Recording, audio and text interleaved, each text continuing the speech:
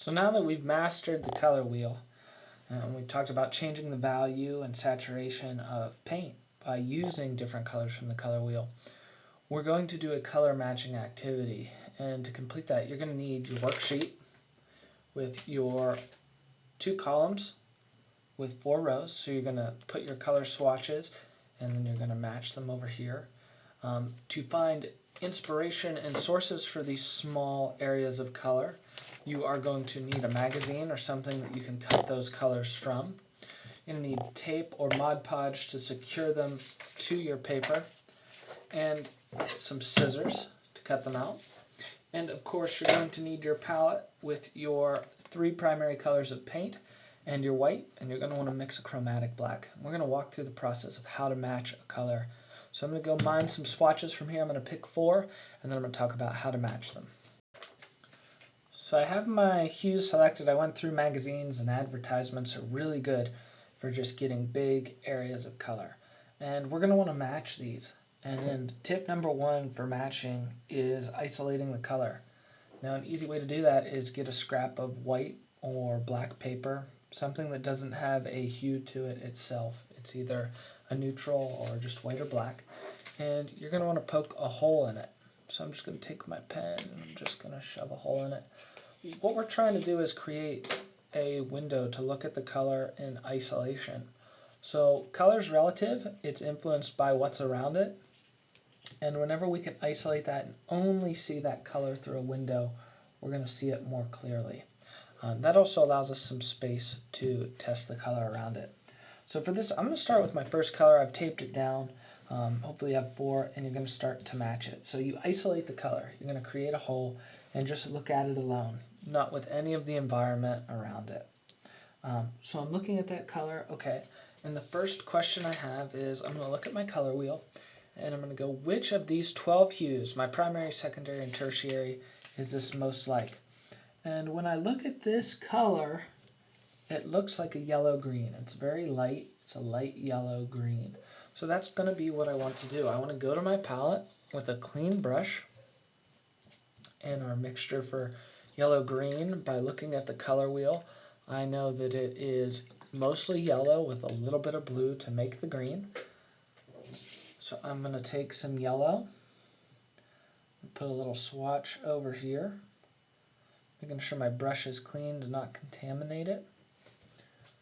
Wipe off my excess, and I'm going to add the tiniest bit of blue. Might have been too much.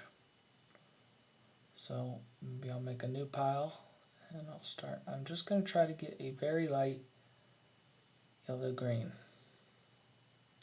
So the first thing you're trying to do after isolating the color is mix the closest hue. So you're not worried about anything other than, is it yellow-green, is it green, is it violet, is it orange? So I'm going to say this is yellow-green, and that's a pretty yellow-green. I'm going to add a little bit more yellow in it.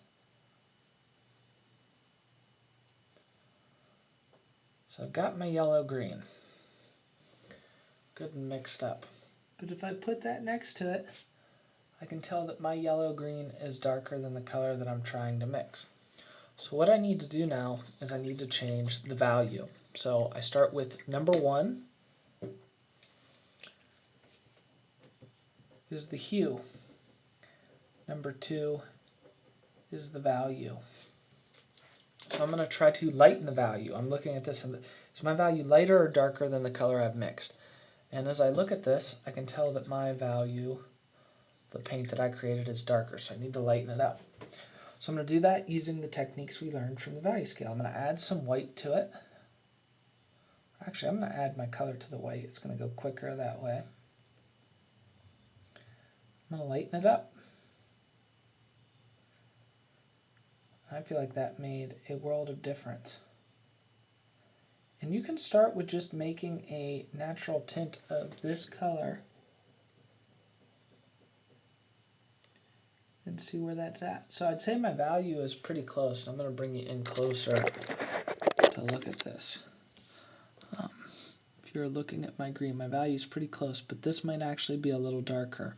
So I'm going to add just a touch of blue in there. Just the faintest bit.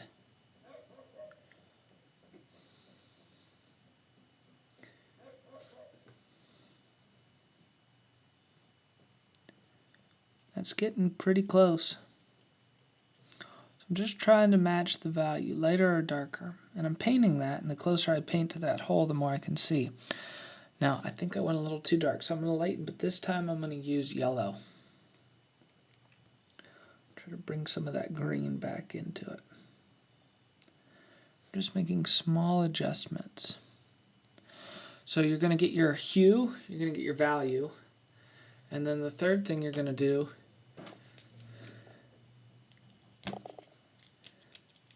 is your saturation / chroma. And these are the 6 questions. 6 referring to primary and secondary colors. So this is my color more yellow? Is my color more orange? Is my color more red? Is my color more violet? Is my color more blue? Is my color more green? You're going to go through and ask that. So I'm going to start out, is my color more yellow? No, this color is more yellow. So I'm going to add in a little bit more yellow.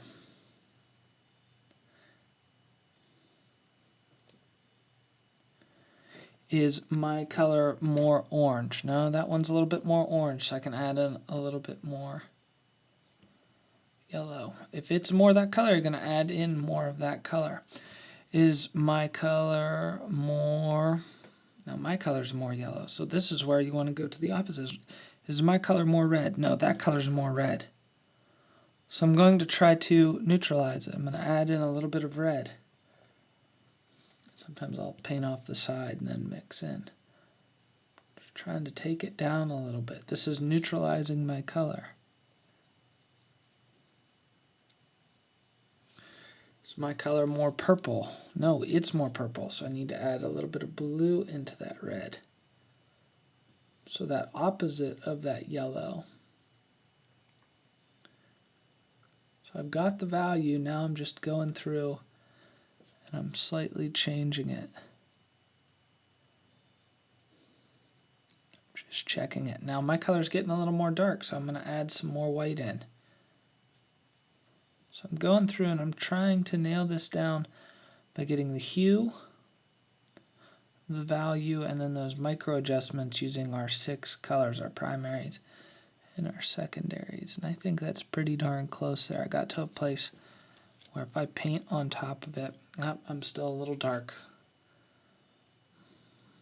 I want to add some more white in.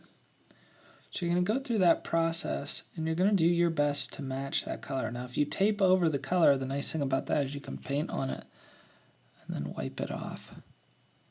I'm getting to the point right now where you probably can't even see the difference between what I just painted. So I'm going to create a swatch right next to it of that color.